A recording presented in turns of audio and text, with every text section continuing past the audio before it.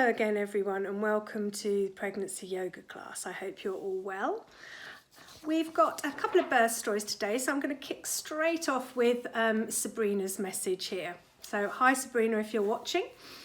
She says, hello Liz, I hope you're doing okay in these unusual times. Thanks for your message. I had my little girl on March the 25th and she is fabulous. It was a lovely surprise. We were convinced that we were having a boy, so the moment it was revealed to us was so worth it. We named her Sabrive, Hope. It's such an uncertain time for everyone who's pregnant, and I don't deny that having a baby during Corona was challenging, but it wasn't at all negative. Without any visitors, we had a lovely few hours bonding with our baby, and then while it was tough having to see my partner leave, it did give me the opportunity to just cuddle my baby and have loads of skin to skin without too many interruptions. Breastfeeding got off to a fab start, and I think it had a lot to do with having that time together to just cuddle. Anyway, I hope that helps, and thanks for getting in touch. Please give my love to all the ladies and stay safe, Sabrina. So thank you so much for that, Sabrina. And the fact she points out there about having that uninterrupted time with baby, I've read a lot of things recently, taking that maybe one step further of when you get home, and the whole process of self-isolating means that you don't have the normal flow of guests that maybe flock around to see a new baby, but how that's actually maybe been quite a positive thing for a lot of ladies who found it much easier to breastfeed. Maybe that's just because they're spending lots more, as she says there, skin to skin time with their baby. And also maybe it's sort of taking away some of the pressures, you know, some of the pressures of people coming round and suggesting, no, you don't want to do it like that, you want to do it like this, etc. So maybe being able to just be alone and trust your own instincts is a great thing. Lots of issues and articles on stories like that can be found on the Positive Birth Movement website, so don't forget to have a look at that. If you put in Positive Birth Movement, then it is a nationwide organisation, so you can just refine that search by putting in the area near you. If you put in the Whitstable one, which is where I am, there's also a great discussion group on there, so you can be part of that too. Okay, so our second story today is from Natalie. Now, Natalie's already had a little girl with me before, several years ago, so it was really lovely to have her back in class. And she's done a fantastic thing for us, considering how busy you are with a new baby and another little girl as well. She took the time not only to write her birth story here, which I'm going to read you, but also make a little film. And that's just so valuable, I think, in this time of the coronavirus. There's obviously a lot of fear of the unknown, really, for new mums. So Natalie's put a little film together, which I shall tag on to the end of this class so that you can watch that and get to meet her new baby, who is called Ivy Valerie. Lovely name, that. So you get to meet Ivy Valerie and see Natalie for a little chat there. So her story, it says, my birth story, Ivy Valerie, born the 21st of April 2020 on my due date, weighing 6 pounds and 10 ounces. And Natalie writes, the evening before, I felt continual pressure in my bottom. It wasn't overly painful, but it was uncomfortable. Whereas most evenings, I usually sat for comfort on my birth ball, that now wasn't comfortable at all. When we went up to bed about 11, as I laid in bed, I couldn't get to sleep due to the discomfort I was in. I listened to my hypnobirthing relaxation track, as this always usually gets me off to sleep. But at 4 a.m, I was still wide awake. I went to the toilet and got back into bed, just sitting up. then sat with her hand placed on my tummy to feel some movements. I then noticed that with the pressure in my bottom came a tightening of my tummy. So she's starting to have really mild contractions there. I breathed through the pain quite comfortably and began timing. The contractions were coming approximately 10 minutes apart and are lasting for 40 to 50 seconds. At 5 a.m, I decided to take myself off downstairs without disturbing my husband, and I popped my headphones on, listening again to birth affirmations and relaxing tracks, and found breathing and swaying through the contractions. I was able to manage them really well. By this point, they were coming about 7 to 8 minutes apart and lasting 50 seconds to a minute. I made a cup of tea, and about 5:50 a.m. my husband appeared, and I told him I was in labour, having regular contractions that were getting closer and lasting longer and didn't appear to be letting up, and that this was it. Exciting moment. He watched me through a couple of contractions and then made the decision to call my sister to make her way over, ready to look after Isla when we needed to go to hospital. Our daughter was awake earlier than usual. She must have sensed what was going on in the house. And we got her up, and I had a little play with her and then went upstairs to shower and get myself dressed. The warm shower I found really lovely and soothing. So that's always a tip that we mention, don't we? If you've got a shower, getting in there, maybe putting a plastic chair or a little seat in there so that you can, don't have to stand up, you can just relax in the shower, and having that warm, soothing water running over you can be really lovely. I came down and my sister had arrived and was making Isla's breakfast. She made herself a bagel, and my husband went upstairs to get himself ready and packed the last few bits in my hospital bag that needed to be added at the last minute. When Dan was ready and came back downstairs, my contractions were more regular again, 5 minutes apart, lasting a good minute.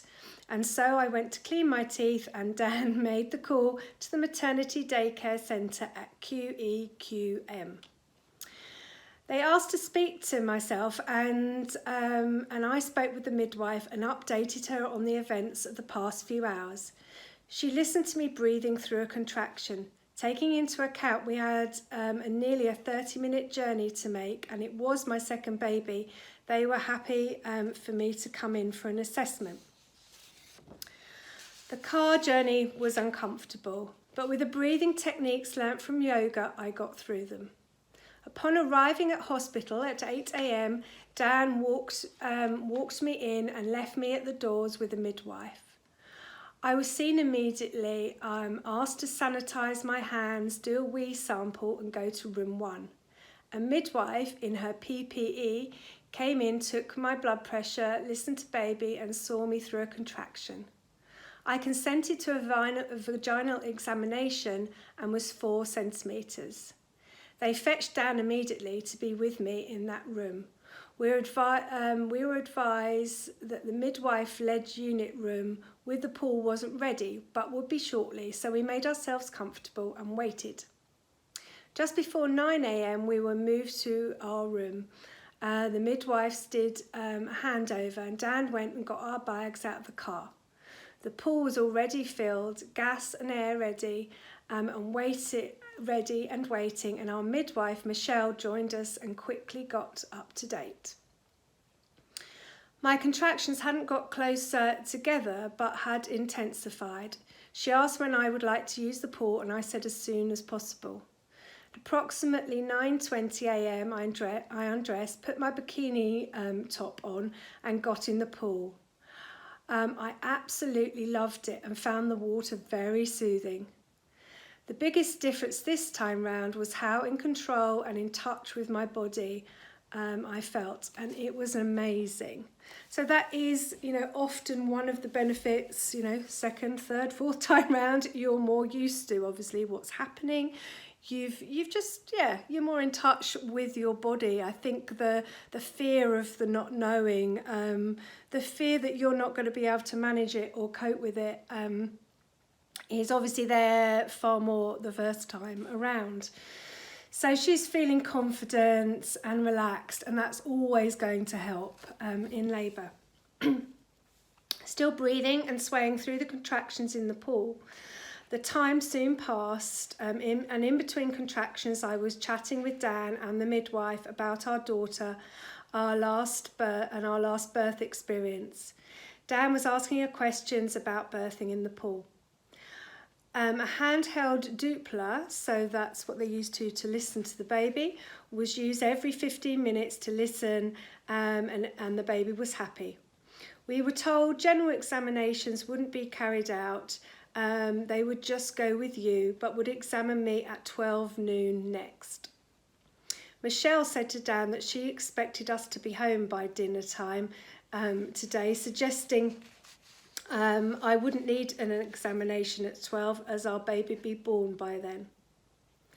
Shortly after 10:15, I really felt things had ramped up. I asked for the gas and air, and I asked for the gas and air as well. Michelle soon asked if I needed to push, and I said no, but felt quite intense pressure and like I needed to, but I didn't think I was quite ready yet. So that's being in tune with her body, isn't it? She can feel that things have ramped up. She can feel that urge to push starting to come on, but knowing, no, not quite ready yet. Wait for her body, not forcing that baby out, waiting for her body to open, her body to birth the baby.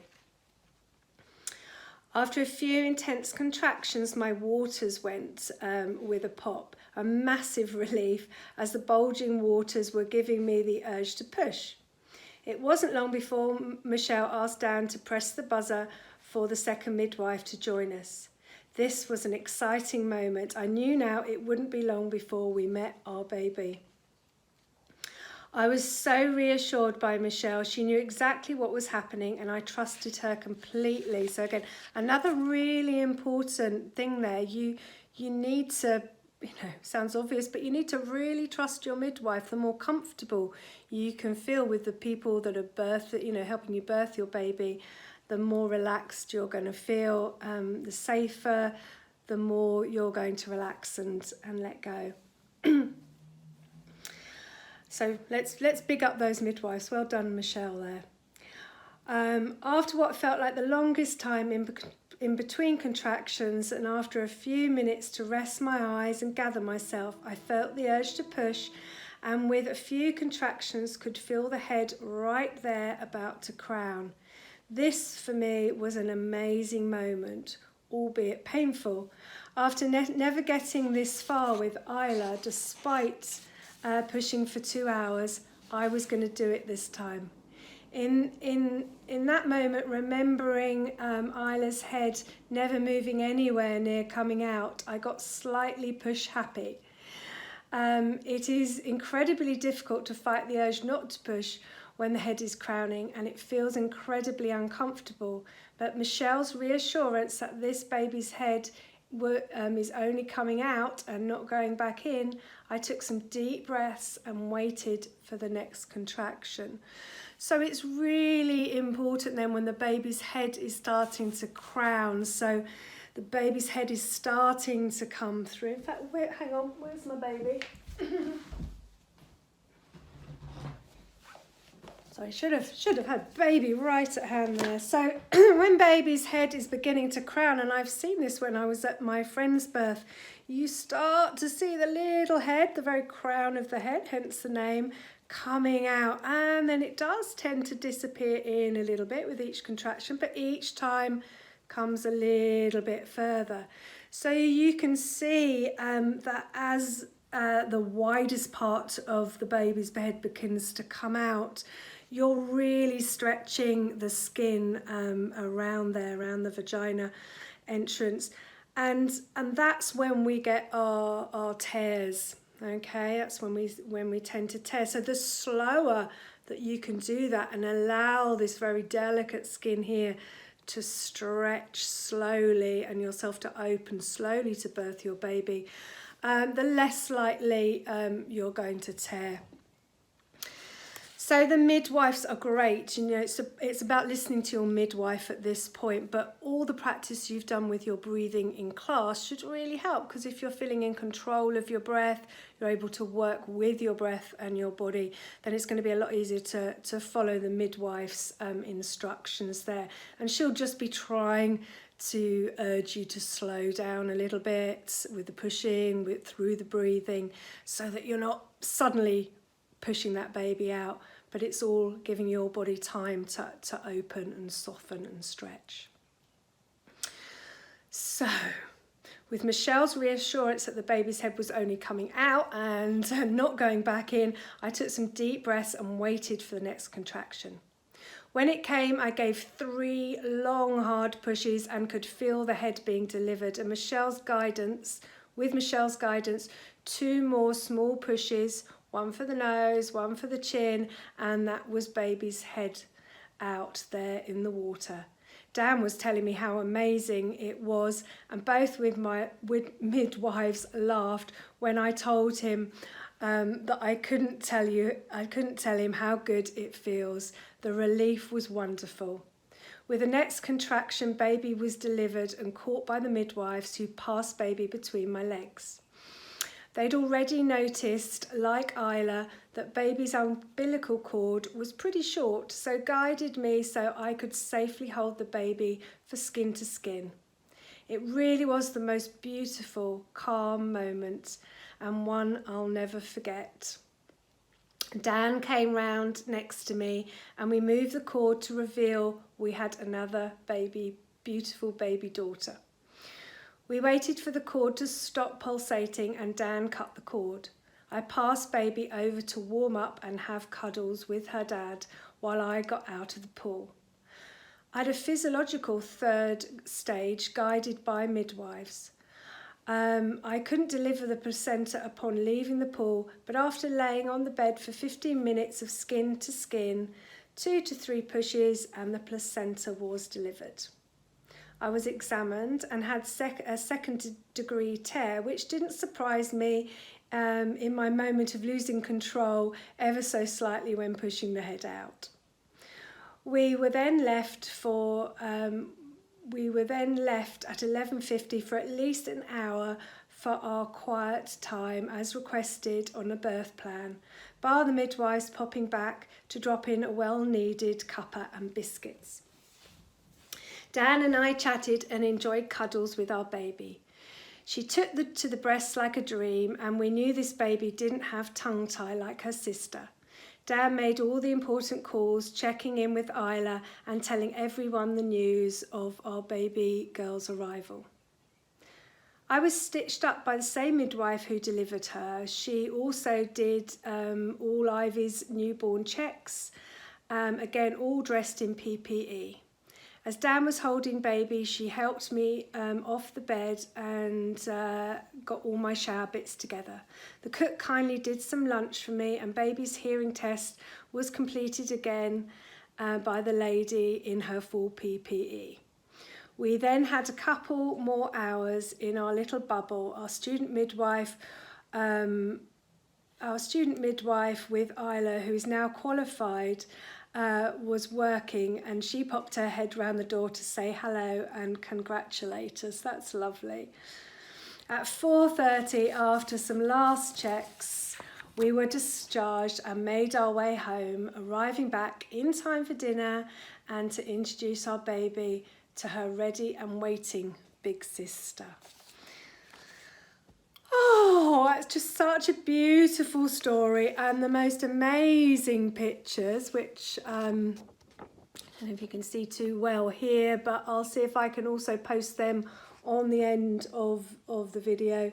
Particularly lovely one of Isla and her new little sister Ivy. Fond memories of her birth as well.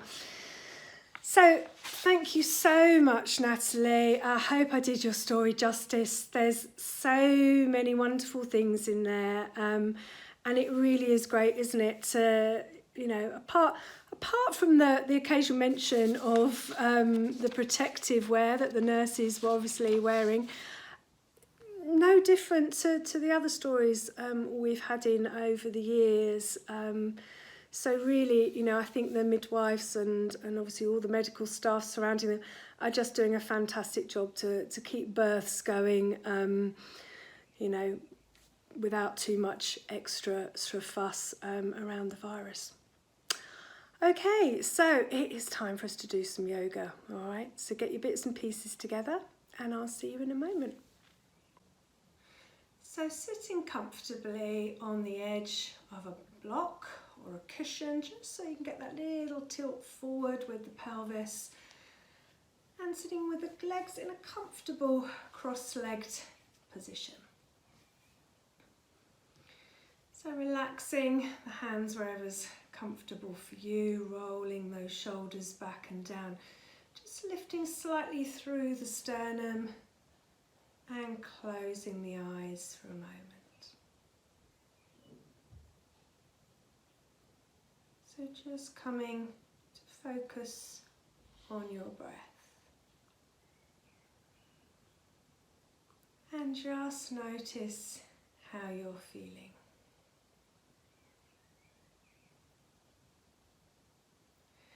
So I hope that Natalie's story, along with all the other stories we've been hearing over the last few weeks, are making you feel empowered, making you feel like you can do it. You know, you got this with whatever help is needed. As I always say, there's no gold medals for doing it without gas and air or anything else that might help you. But you know, you've really got this. This is going to be great. And I love that moment when Natalie said about being so excited because she knew that it wasn't going to be long before she met her baby. So let's not lose sight of that. So as you just come into yourself now, as you begin to shut the outside world away for a moment or two, just taking your mind down to your baby, to your special little person, and just remembering, just having a moment to absorb this amazing thing that your body is doing right now. And how fantastic it's going to be when your eyes meet. Those first moments, hours, days together.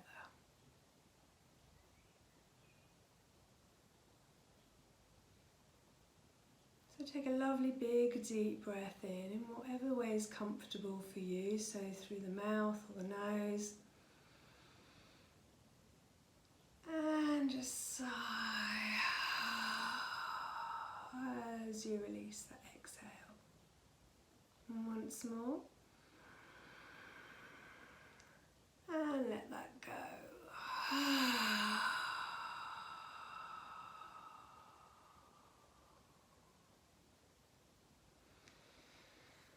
Maybe just rotating the wrists to turn the palms up towards the ceiling. So as you do that, you can feel that rotation travelling all the way up into the shoulders, into the rotator cuff.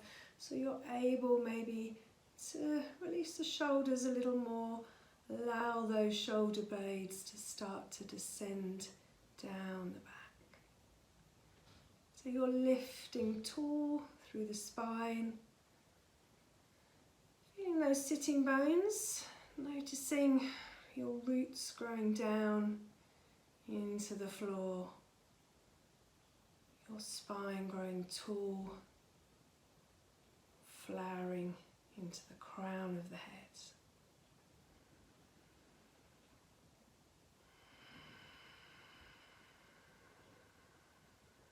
So your baby is listening to your relaxed breath. And I'd like you just to focus on the exhale, just noticing it all the way to the end. possibly noticing a little pause, and then how that in-breath comes rushing in to fill the space that you've breathed out, the space you've made by emptying your breath completely. So just continuing listening to that exhale. Observing maybe the movement through the body, movement of the rib cage, maybe the side ribs pressing out as you inhale against the insides of the arms. How the rib cage moves back in and down as you exhale. Diaphragm just lifting slightly, emptying completely of the breath.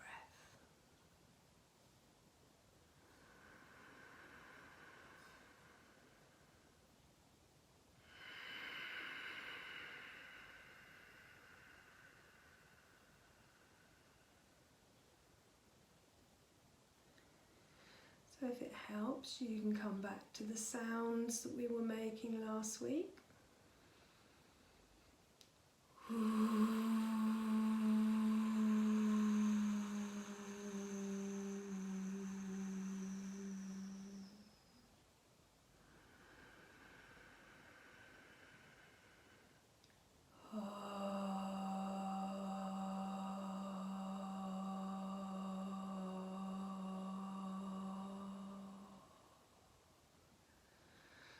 So if it helps to hear, to listen to your exhale, you don't have to make it a full sound like that. It can just be the noise in your head of that exhale.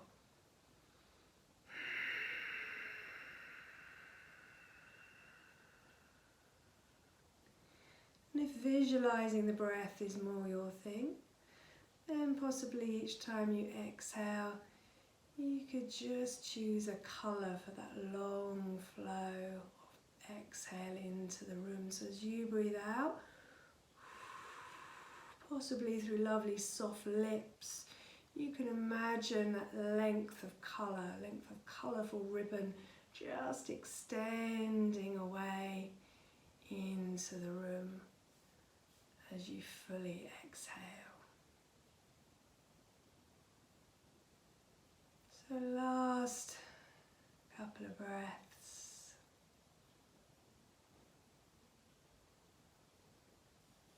And then just beginning to bring a little movement into the fingers and toes.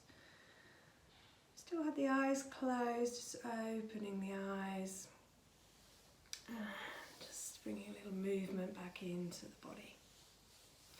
So we're slowly going to bring the knees up, so I'm just cupping under each knee, slowly bringing the legs together and walking around so I can change the cross of my legs. So the opposite leg's in front now. It can feel quite different with the opposite leg in front.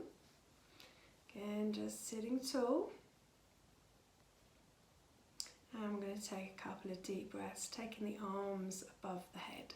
So when we move the arms higher than the head, higher than the heart, we're pushing that blood pressure up a little bit. So if it doesn't feel right for you today, just keep the arms relaxed, just practicing a couple more deep breaths.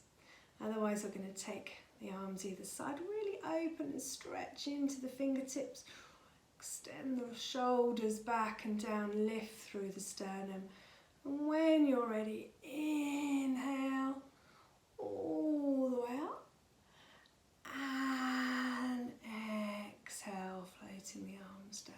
Twice more. Inhale, arms up. Exhale, floating the arms down. Once more. Inhale, arms up. Exhale, arms down. Leaving that right hand on the floor, we're going to inhale the left arm up. And we're going to bend, you can't quite see, I can see my knees in the way, but I'm bending that elbow, that right elbow, as I lean over and have a long stretch with that exhale. Inhale, both arms arms coming up to centre. Exhale, opposite side.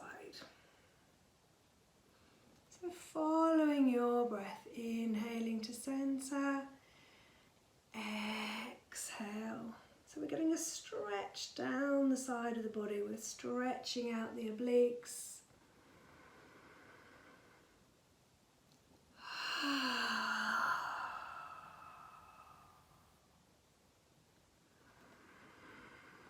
Once more to each side, so really pin that opposite hip into the floor so that it stretches through the side of the waist, side of the rib cage, intercostal muscles also getting a stretch out, and through the armpit down to the fingertips.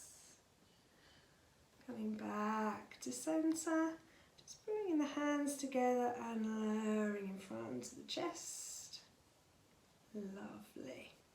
So let's bring those knees in once more and just extending them away, give them a nice little roll out and a little massage of those thighs. So Abby contacted me this week and it's lovely to get a request from someone, because usually if someone's feeling something, then chances are that a few others of you are as well. So thank you so much for Abby for pointing this out. She said that she'd been doing a lot of walking lately, like a lot of us, but she found that it was starting to give her lower back pain. Now Abby's not too far off from having her baby, so I'm presuming she's got bigger since the last time I saw her. And you can imagine that as you start to get a little bit bigger, if I just come side on, that the weight that is then starting to come through the front of your body is giving you that larger lumbar curve, okay? So we're getting more strain into that lower back just from the point of view of your new kind of pregnant posture, if you like. Everything's being dragged forward. So we want to think in general about tucking that tailbone under more so that we're lengthening and flattening off a little bit that lower back, yeah? So in general that's good, and we'll do something for that in a moment. But also from walking, we're using our hip flexors, we're using our psoas muscle to draw the leg up and down to make the walking motion, and our secondary hip flexors, our quadratus lumborum as well. So these muscles both connect through to the lower back, and there's going to be a lot of more strain from that weight on them at the moment as well. So we're going to come into some twists in a moment to start to maybe stretch and ease out any of that tiredness, tightness, overwork into the lumbar. But first of all, just taking the big toes together, taking the knees wide and softening down into child pose. So just taking a few breaths there. Softening through the back, thinking about stretching the tailbone away, so you're getting that length by taking the bottom back towards the heels. You're lengthening out in that lower back and breathing into the lumbar. So inhale, imagine that lower back softening, expanding,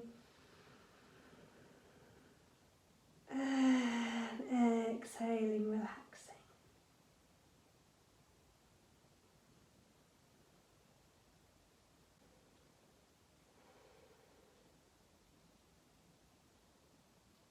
So when you're ready, slowly coming up, just taking a couple of breaths as you make your way up to standing.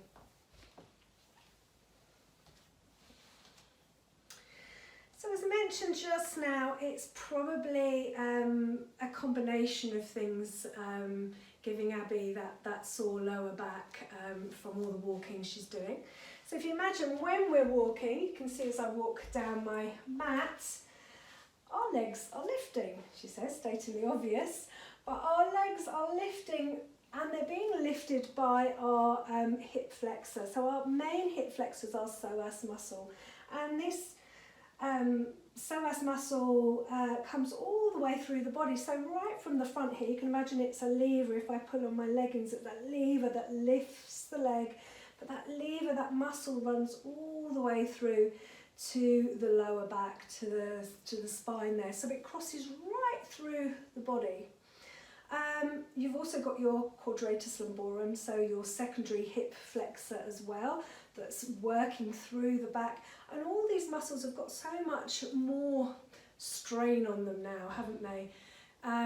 They've got the added weight of your baby. They've got that extra arching into the lower back, that feeling that everything's kind of being stretched forward by the weight. And normally, of course, to have a healthy back, to have our back working well for us, it has to connect with the abdominal muscles. The abdominal muscles need to work in conjunction with the lower back, not on their own. But the muscles around the stomach are obviously supporting the weight of your baby now. Got other things to do. So often, you know, backache is very common, lower backache is very common during pregnancy. And part of that is, if you want to think about it in a positive way, is all those wonderful extra hormones that are softening and opening up our body. But they're relaxing all those ligaments and making it a little bit harder for everything to sort of stay tight and in place and, as I say, work together. So don't be too hard on yourself. Sometimes there's not a lot we can do about these things, but just taking it easy, listening to your body. So I mentioned earlier about tucking that tailbone under, just to get that length through the lower back, to take away that very exaggerated curve that we can sometimes get. So just by softening the knees, so if you come with me now to take the feet good hip distance or more apart, so you're feeling balanced. And we're just dropping a little weight into those knees, just softening. And then as we exhale, we're tucking under. So we're tucking that tailbone under. And as we breathe in, we're just relaxing. Exhale, squeezing it under. So just a few pelvic tilts. And maybe doing a few of these before you go for your walk. When you come back from your walk. During your walk would be good, depending how many people there are around. They might get a little bit worried you're going into labour. One more exhale, squeezing it under. We can be working that pelvic floor at the same time, can't we? And releasing. And again, another favourite, same position with the feet. Just making that contact, fanning out the toes, feeling stable. We're dropping into the knees a little bit and we're circling around. So this again is a lovely stretch out for the lower back. Really eases lots of that tension away. Now Abby did say that she'd been doing this on her birth ball, and that's a great reliever for lower back pain as well. Coming back the other way.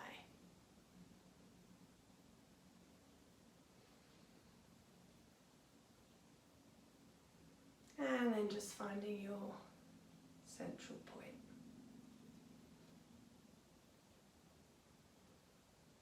So twists are also really good for the spine, for stretching out. And if we add into that, taking the weight away from the spine while we're doing it, this can be really lovely for easing the back out too. So I'm taking a chair in front of me. You could use a stool, a coffee table, etc. Just something that's not going to slip away from you. So do have it parked on your mat. And then we're going to take the feet just comfortable distance apart. So you don't have to overstretch and spread the legs if you don't want to. Just making it comfortable for you. And again, maybe just having a little softness in those knees. Okay. So have a look at me first before you come forward. So I'm just finding that length we've been creating already today, lifting the sternum, rolling the shoulders back and down. I'm just thinking of controlling what's going on around here, so just a little tuck under of that tailbone. I'm inhaling and I'm exhaling, keeping the knees bent, just slowly coming over to parallel with the floor, and I'm taking my hands onto my chair for support. Now if you're not tight in the hamstrings, then once you get there you could possibly straighten up through the legs. Making sure that you're not whacking those knees back though. We don't want to put lots of pressure, we don't want to just lock the knees. So keeping them slightly soft is sometimes better if you're hypermobile. So if you come over into this position for me, so finding that point where you're not too close to your chair. I'm actually feeling that I might need to just take a little step back so that I can really begin to lengthen the spine. So I'm lengthening the sternum, I'm lengthening my chest away. Now it's quite tempting here, isn't it, with all those relaxing hormones and the weight coming away below us, to again just have that big dip through the lower back. So maybe thinking about just tucking that tailbone under slightly. So we're going from an over extended lumbar spine to tucking it all under a little bit. Can you see that movement? So the spine is straight and long. Then I'm going to bring my right hand in and place my left hand on top. I'm going to take a lovely big deep breath in. And as I exhale, I'm just moving that left hand onto my hip and turning through the rib cage. Inhale, coming back to centre, swapping the hands. And then the right hand to the right hip, and I'm just turning. Inhale, back to centre. Exhale, so just keeping that going. Matching the movement to your breath. And if you feel your breath is a little bit short and you've only just got into the twist and you're having to come back again, you can always take an extra breath there. Inhaling to centre. Exhale to the opposite side. So it's an inhale that brings you back and an exhale that takes you into the twist. Whether you want to take an extra breath there or not is up to you. Back to centre. Once more to each side if you can. If I'm holding it too long for you, make sure that you come out when you need to.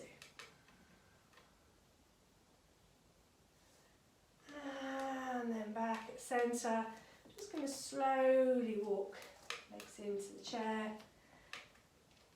And nice and easy so you don't get a rush into the head. Coming up. Lovely. Lovely.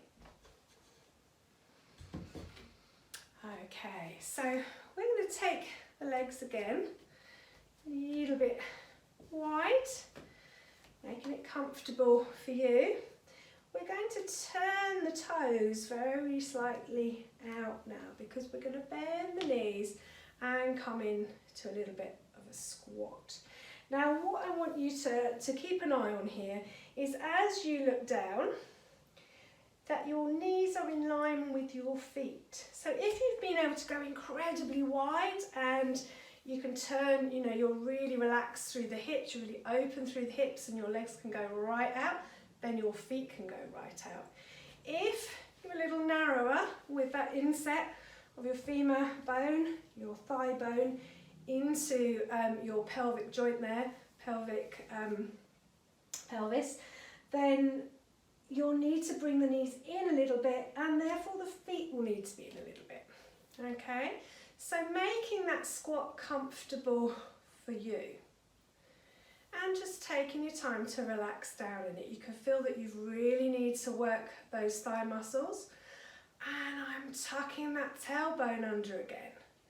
So, for me particularly, as I'm tight in this position, as I mentioned there, the way that my thigh bone comes into the hip socket itself is narrow. It's placed in narrowly. So it's hard for me to get my legs wider than this.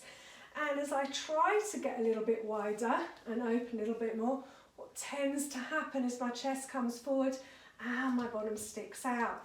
So my work, and you might find that as well because of the weight of your baby and that softness into the lower back we've already spoken about, is really to squeeze that tailbone under. So I'm trying to keep the body, the torso, nice and upright as I relax into the squat. Now I say relax, but for me this really isn't relaxing. And I'm going to take a breath and come out. So don't forget to come out if you need to, and I'm still talking, okay? So you can feel this is really working strongly into the thighs, and possibly you can feel it into the hips as well. So let's come down once more. So this is often called goddess pose, which is a lovely name, might not necessarily be how you feel in it. But try and harness that inner goddess. Try and smile. Smiling is good. Try and just squeeze that tailbone under and be tall and long through the spine. And then we're going to float those arms out at shoulder height. Now rotate your hands forward, your palms, so they're facing down to start with, and then we're taking them forward and up, and feel that rotation all the way up into the shoulders. So let's try that again, from palms down to forward to up, and stretch out into your fingertips.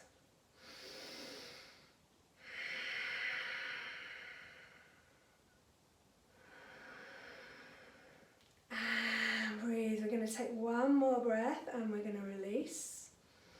Keep tucking that tailbone under. And inhale, straightening the legs. Relax the arms for a moment. Have a little paddle out. A little roll into those hips maybe. And then we're going to come down once more. Just changing the arms slightly will be in the final goddess posture. So dropping down, finding that position that's right for you with the feet and the knees and that tailbone squeezing under that upright spine. Inhale the arms up, so palms are face down. Bring the palms to face the front, and now we're bending the elbows and opening out through the chest and through the back of the body. So we're not drawing the elbows back and pinching the shoulder blades. We're stretching into those shoulders and those elbows, releasing them out. And 3 big breaths here. So let's really make them goddess, warrior type breaths.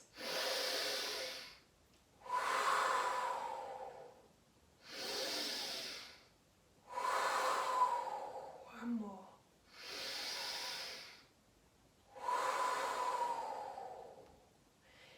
Inhale, coming up. And just softening that out. Just having a little sway side to side. Just relaxing the shoulders. And if you've got it in you today, let's go once more. So goddess, or often referred to as warrior pose. We're going to use that lovely strong breath, okay? So dropping, tailbone tucking under, arms coming up, palms facing forward, bending the elbows. Make sure there's no hunching around the shoulders. And 3 big breaths.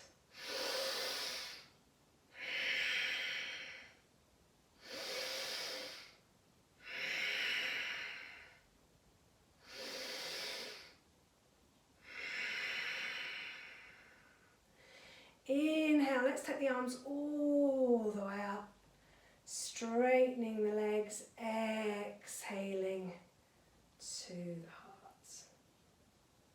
Lovely. And then we're going to come down to relax. We've run out of time this week. So yeah, just gathering your blankets together, pillows, anything you need to make yourself comfortable.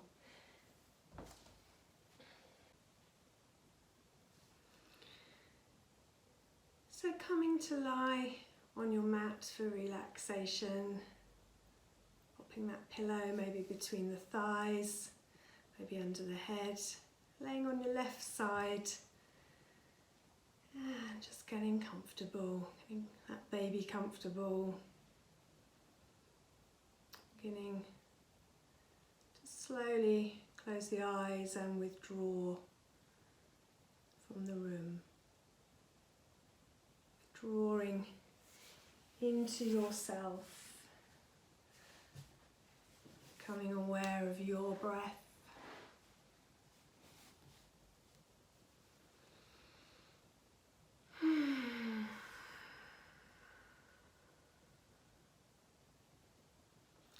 Being grateful for all you've been able to do today.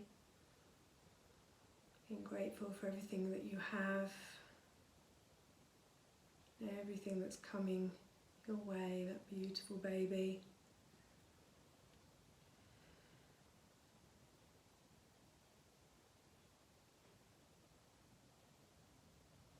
Just feel yourself becoming connected once again with the out breath.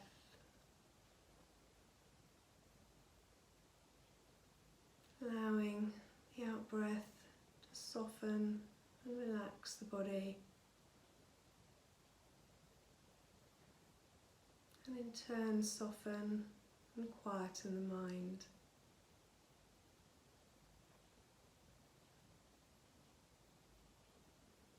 So just checking the features of your face are relaxed. Soften out across the brow to the temples.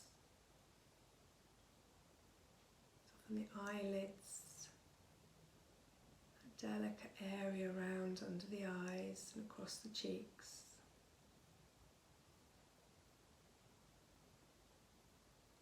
Relax the cheekbones, around the side of the jaw, down and around, under the jaw to the chin. Just letting the jaw ease out, soften, relax, let it hang there. Let the tongue be soft, the teeth and the gums. And then allow that sense of letting go to travel down your throat, out across the shoulders,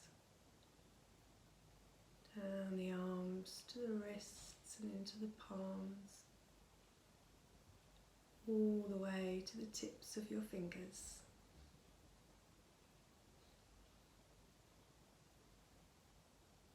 Soften the sides of your body. Any tension in the lower back, soften and relax the pelvic floor,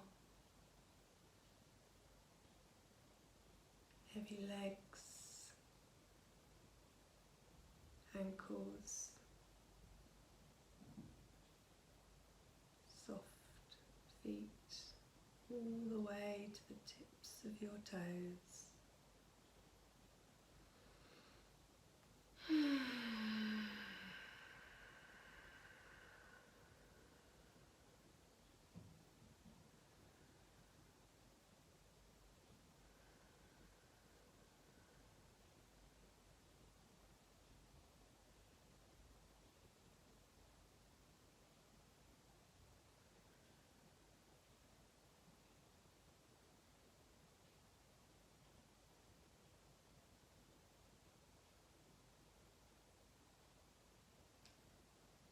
The most important relationship we can all have is the one that you have with yourself. The most important journey you can take is the one of self-discovery. To know yourself, you must spend time with yourself. You must not be afraid to be alone. Knowing yourself is the beginning of all wisdom.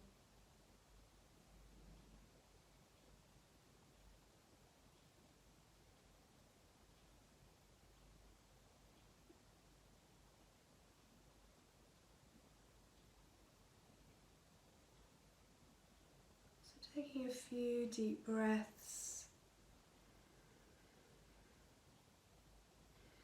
Maybe just taking a moment to think about, notice the relationship that you have with yourself. It's a wonderful quote there from Aristotle, and never more poignant really has it been than me reading it at this particular time of lockdown, etc. When we're all having to maybe face a little more time alone, a little more time with ourselves. And sometimes that's when the fear creeps in, doesn't it? Or the unkindness. We can be quite unkind to ourselves. So just before we come up today, maybe just making a little pledge to yourself to be kinder to yourself this week.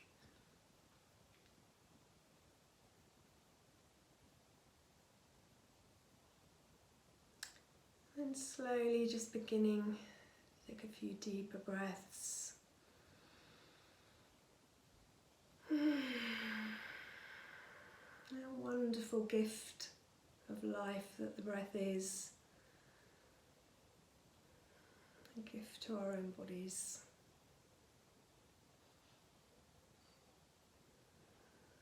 So enjoying those deep breaths, just begin to maybe bring a little movement to fingers and toes.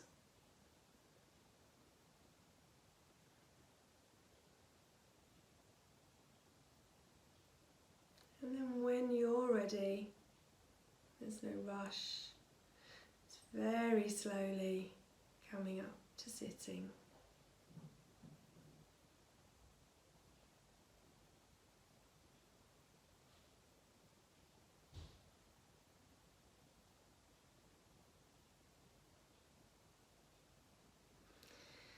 So once you're sitting comfortably, just lifting the chest, relaxing those shoulders one last time.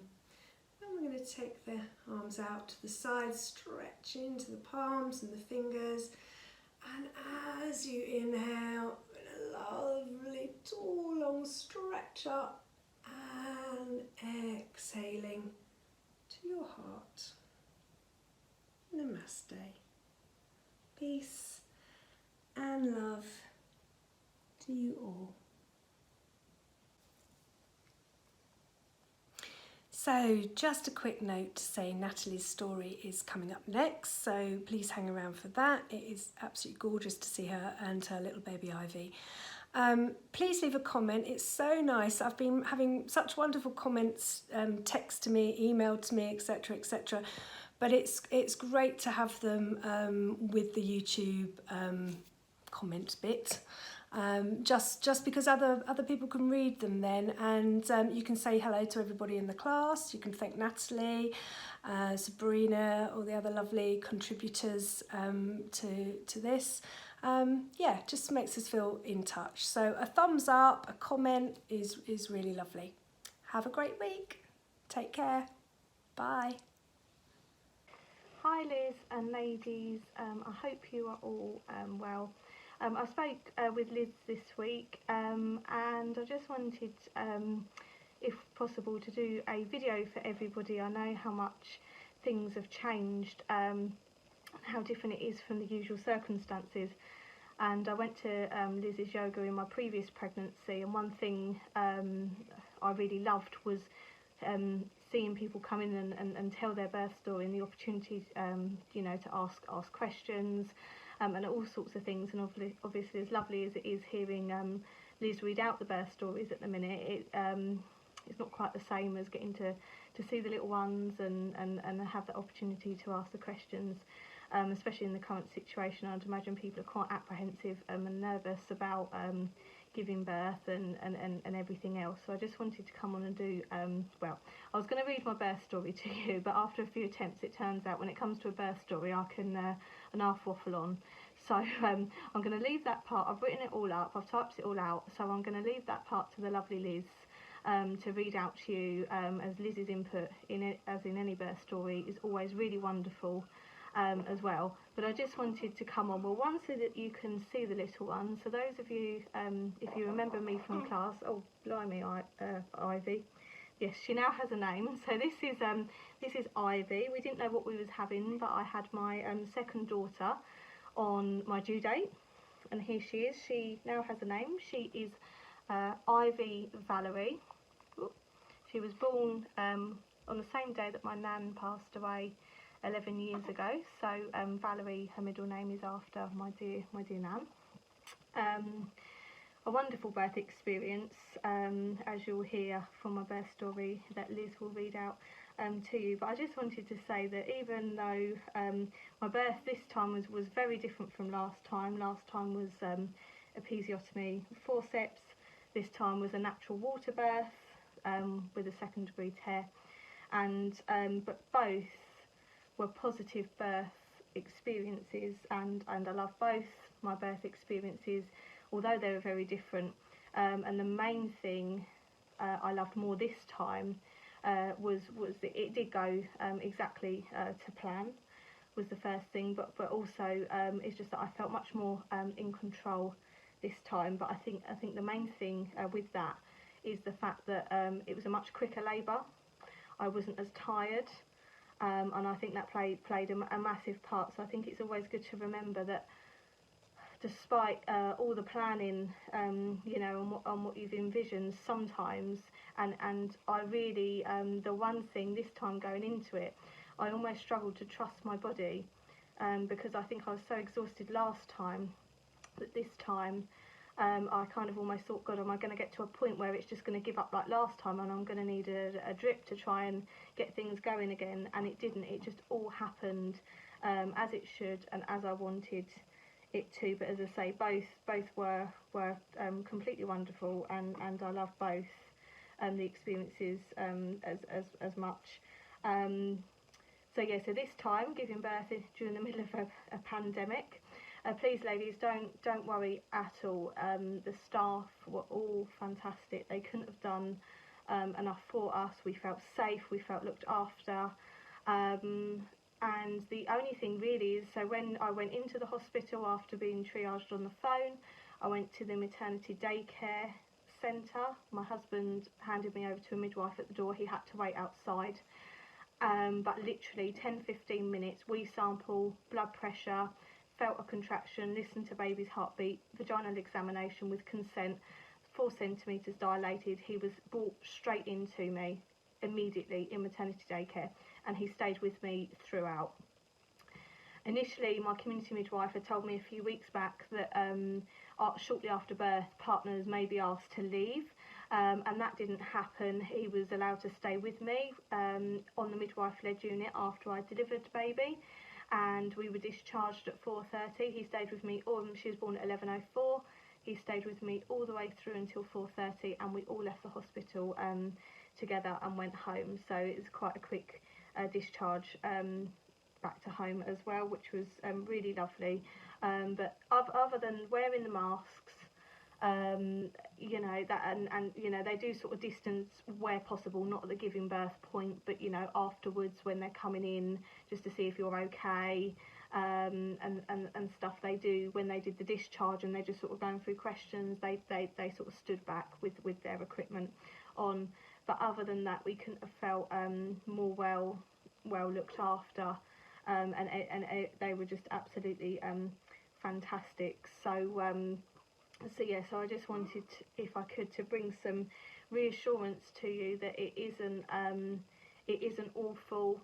It's not anything to be scared of just because of the situation. They assured us that you know, all the measures were being put in place, and you know, they're doing everything they can. And in terms of where things are in the hospital, the numbers, or we was at QEQM, they're pretty low in the scheme of things, and where it's all going on is up the complete other end of the hospital. But as I say, we didn't for a second feel unsafe or anything like that. We couldn't have been more well looked after, exactly the same as with my birth with Isla 2 years ago.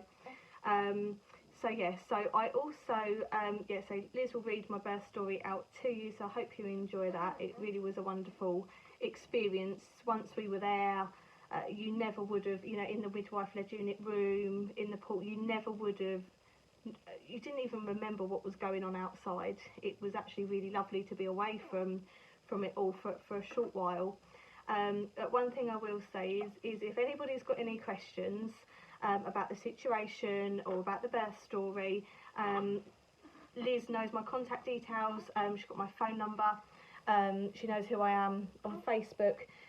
Please do feel free to get in touch. I'm more than happy to answer any questions, and I also have lots of photos. My husband photographed the whole water birth, the good, the bad and the ugly.